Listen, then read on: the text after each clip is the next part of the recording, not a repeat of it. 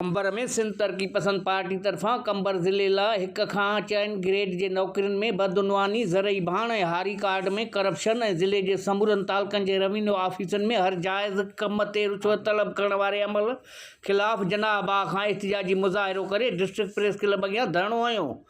उन मौक़े ते मोहम्मद हयातुन्यो, अल्लाह बख्श जागीरानी, अरबाब जोयो, शर्जील जागीरानी, अब्दुल खालिक मस्तोई मीडिया अॻियां ताईंदे चयो त डिप्टी कमिश्नर इमदाद अली अबड़ो नाअहल ऐं करप्ट ऑफिसर है, जंहिं ज़िले में रिश्वत जी बाज़ार गरम करे छॾी आहे। मुक़ामी लिखियल पढ़ियल बेरोज़गारनि लाइ 1 खां 4 ग्रेड जे आयल नौकरियुनि में डीसी पंहिंजे मिटनि माइटनि खे ऑर्डर ॾिना आहिनि, जॾहिं त बाक़ी चूंडियल नुमाइंदनि हुक्मरान जमायत जे माण्हुनि खे ॾिना विया आहिनि।